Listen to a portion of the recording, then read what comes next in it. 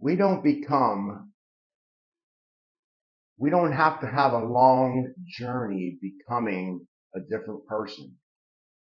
All we need to do is choose the version of ourselves that we want to be, because that version already exists.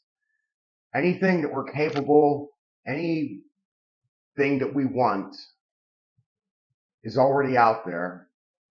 There's different versions, there's different timelines, and we don't have to take a long, arduous journey through shadow work and somatic healing. And we can do that if we want. We can do these processes, and they help for sure.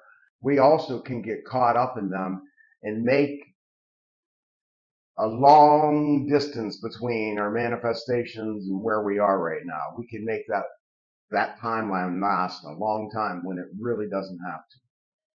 Even meditation, there are people who are living in the present and they don't necessarily meditate like every day. At least they might do it once in a while. I personally meditate every day at least once, twice. There was a time when I was doing it 3 and 4 times a day. So I enjoy it. So that's a process I choose to do. So any process that you choose to do that you really feel helps you, like affirmations or any of that, keep on doing it. But the thing is we don't have to make this years upon years or months upon months even of working to become a different person. We can just picture and choose to be the person, the version of who we are right now.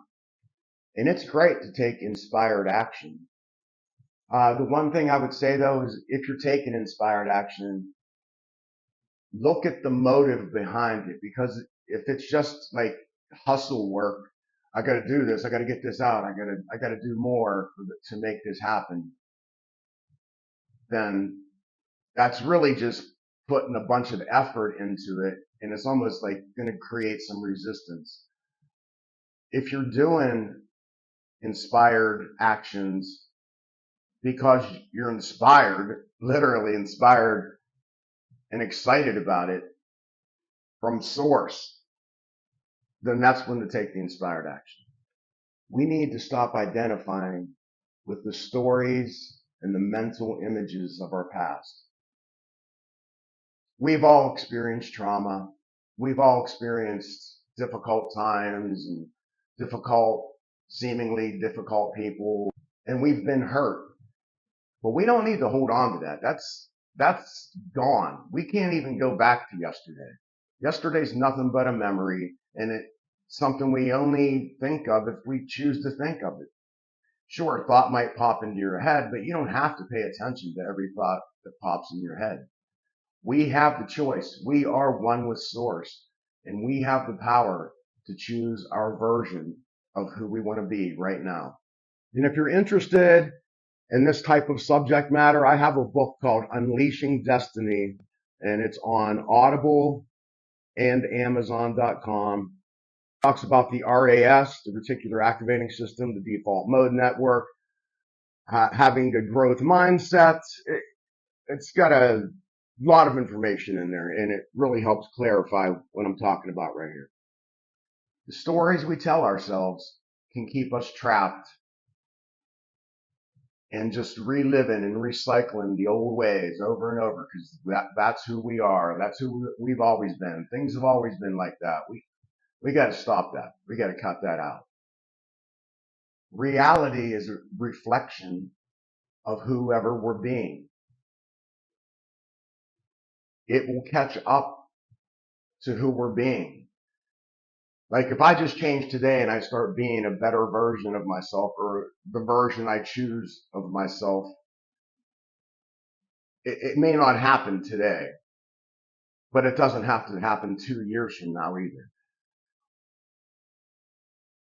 The reality that's being reflected to us now is from our old self-identification and actions and beliefs that we had, maybe months ago, weeks ago, days ago. So once we do change, our identity and who we identify as, our reality will reflect that back to us. Trying to describe eternal concepts with the limited words that we have. I mean, humans, and Eckhart Tolle talks about this. Humans, we get like A-E-I-O-U and the consonants. We make these sounds and we know what they mean because we've learned that. But we're trying to explain the eternal creator of the universe with these human sounds of our vocal cords, and they always fall short. It's impossible to completely understand or explain some of these concepts. We can only get some kind of structure of it in our head, a model of it in our minds. You know, I did a video not that long ago about reprogramming your sub-C, your subconscious mind. And there's value in that. And depending on what you've been through, you may choose that path. And it's certainly valid. But we don't have to go back and like reprogram every little thing in our subconscious mind. It doesn't have to be this big project we're taking on. Once again, just choose the version of yourself that you want to be. Choose to be one with Source now. We are the divine presence of God on this earth. He lives through us by faith. And we always have access to that eternal love. You are whole and complete right now. We all are. Now, thoughts can pop up, and they certainly will. Old memories will try to come by and knock us off track. That's just the nature of our minds. That's the survival mode that's been instilled in us, forever. It's been instilled in humans to make our species live as long as it's been around. So it's there, but we don't have to give it the power that we have in the past. We could see those thoughts